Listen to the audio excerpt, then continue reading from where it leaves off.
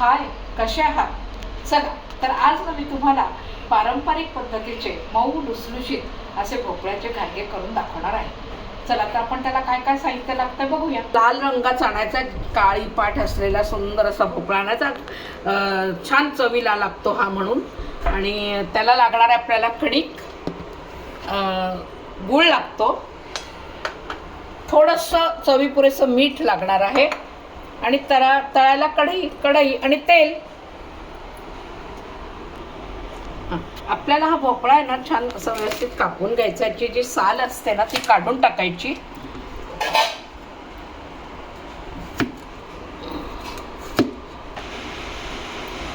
हे अशा पद्धतीने आपल्याला भोपळ्याची साल काढून घ्यायची सगळी आणि छोटे छोटे असे तुकडे करायचे. आणि आता हा भोपळा आपल्याला कुकरमध्ये शिजवून घ्यायचा. आणि ही अशी साल काढली आहे बघा. तर या सालीचं काही नाही, हे फक्त आपल्याला कुंडीमध्ये खत म्हणून याचा वापर करायचा.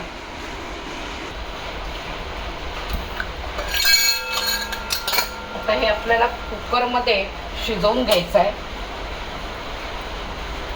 कुकरमध्ये शिजला ना की तो लवकर म्हणजे छान पटकन होतो, म्हणून आपल्याला कुकरमध्ये शिजवलेला बरा पडतो.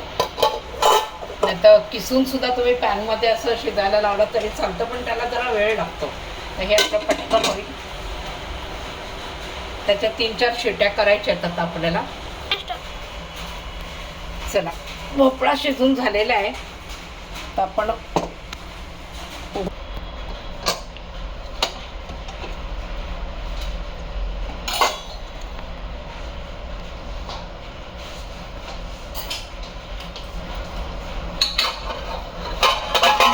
चला, हा आपला भोपळा शिजलेला आहे. मी कुकरमध्ये याच्यासाठी हे केलं की आपला वेळ वाचतो. जर भोपळ्याचा किस केला आणि आपण बाहेरच शिजवत बसलं तर गॅसही जास्त वापरतो गॅसचा, म्हणून पटकन होतो. आणि म्हणून मी कुकरमध्ये शिजवून घेते. तर आता थोडा थंड होऊ दे, म्हणजे पुढची तयारी करूया. गूळ मी सांगितलं मगाशी, तर गूळ मी थोडा पाण्यामध्ये भिजवून ठेवला होता. भिजला की त्यालाही आपल्याला गॅसचा वापर होत नाही जास्त. डायरेक्ट गॅसवर जर आपण गूळ लावला तर वितळायला फार वेळ लागतो, म्हणून मी असा हे केलेला गूळ. आता याला आपण थोडंसं गाळून घेतोय गुळाला, म्हणजे गुळात काही असला कचरा वगैरे तर तो पण काढला जातो, निघतो म्हणजे. आणि स्वच्छ तर राहिलेला हा गूळ असाच घातला तरी हरकत नाही, कारण ह्यात आता कचरा नाही आहे. हे आपलं गाळणीत निघालं. हे बघा, हे असं बारीक बारीक हा असा कचरा गुळामध्ये येतो, म्हणून मग तो गाळून घ्यायचा. आणि आता हे काय, हा गुळ आपला स्वच्छ आहे, त्यामुळे हा असा घेऊन काढून घालायला हरकत नाही.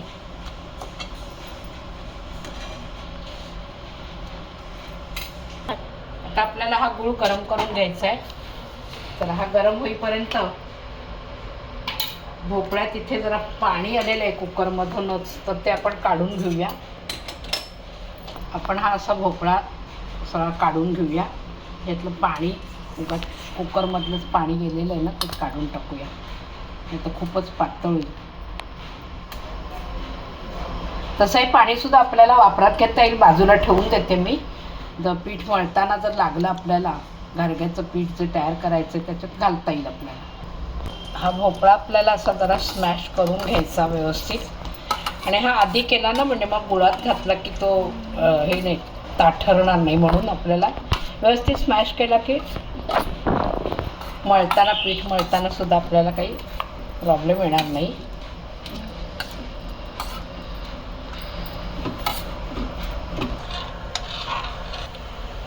आता आपल्या गुळाला छान उकळी आलेली आहे. गॅस बारीक करायचा आहे आणि थोडंसं मीठ घालून घ्यायचं याला. ह्याच्यातच घालायचं मीठ, म्हणजे मग ते सगळ्या सारणाला छान लागतं, म्हणून आधीच घालून घ्यायचं. आता याच्यामध्ये आपण हा स्मॅश केलेला भोपळा घालणार आहोत.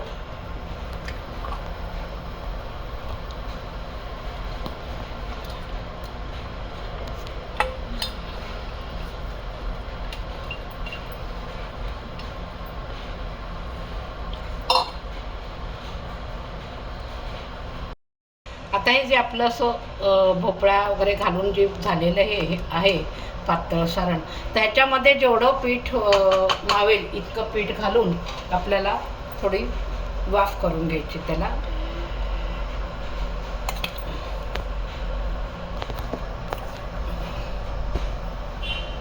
आणि पीठ इतकं घालायचं की त्याचा छानसा गोळा मळता आला पाहिजे.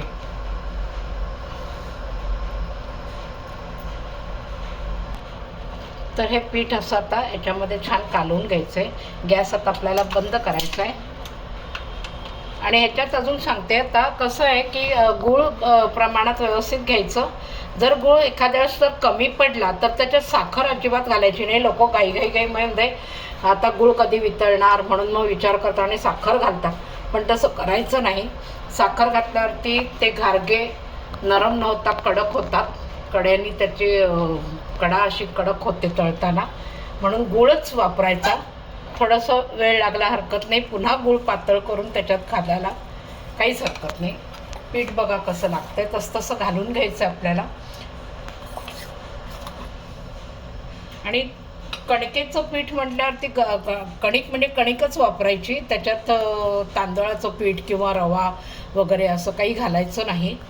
कारण काही वेळेला रवा वापरतात किंवा तांदळाचं पीठही वापरतात, पण त्यांनीसुद्धा घारगे मग कडा आहे ना ती कडक होते.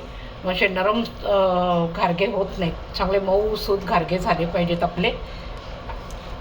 म्हणून मग आपण कणकेचाच वापर करा. म्हणजे मी तरी कणकेचाच वापर करते. आणि अगदी समजा घातलं तरीसुद्धा तांदळाचं पीठ तरीसुद्धा ते खूप कमी घातलं तर ठीक आहे. नाही तर त्याचं प्रमाण जर तुमचं चुकलं आणि तांदळाचं पीठ जास्त झालं किंवा रवा जास्त झाला तर ते घारगे कडक होतात. म्हणून मोस्टली म्हणजे मी तर कणिकच वापरते. कधी पण नाही भानगडीत परत रवा वगैरे घालायचा. कारण उगाच प्रमाण चुकलं की मग वस्तू पूर्णपणे ती हे होते, बिघडते. म्हणून आधीच सुरुवातीलाच व्यवस्थित आपण त्याचं हे करायचं. आता हे आपल्याला थोडंसं झाकून ठेवून द्यायचं आहे. गार झालं की मग मळायला घेऊया आपण. चला आता हे गार झालं असेल पीठ आपण बघूया.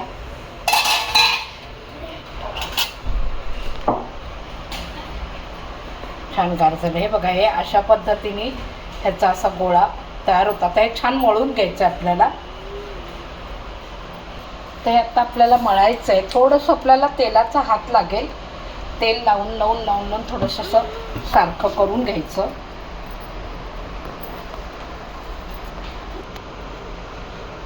तर आता आपल्याला हा असा गोळा मळून झालेला आहे. आता आपण इथे गॅसवर कढई ठेवायची तेल तापवायला.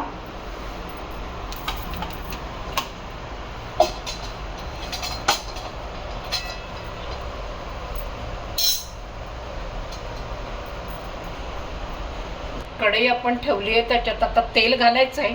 आणि तेल तापेपर्यंत घारगे आपल्याला थापायला घ्यायचे, त्याची तयारी करूया.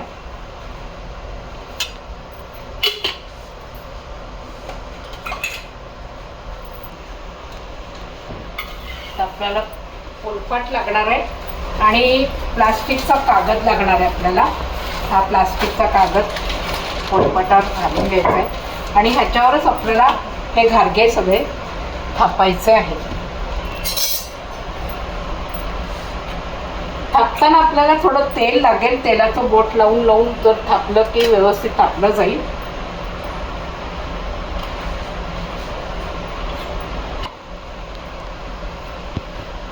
साधारण हा असा इतका गोळा घ्यायचा आणि मग या पद्धतीने असे त्याला थापून घ्यायचे.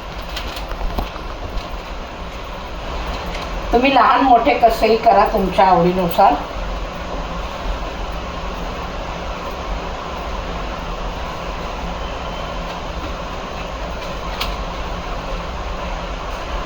तेल तापलं का बघते. तापलं आपलं तेल. आता आपण हे घारगे तळायला घेऊया.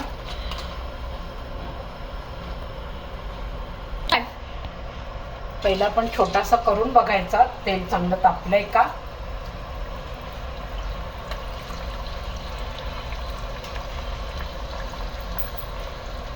तर इकडून आपण कढईने बाकीचे सोडून घेऊया तेलात. हा छोटासा होतोय, हा आपल्याला शेगडीजवळ ठेवायचा आहे. पहिलाच आहे अन्नपूर्णासाठी.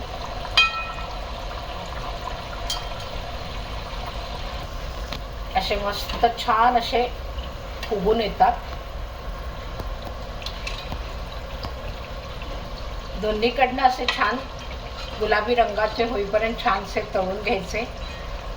ही आपली पहिलीच अन्नपूर्णासाठी काढून ठेवलेलं आहे.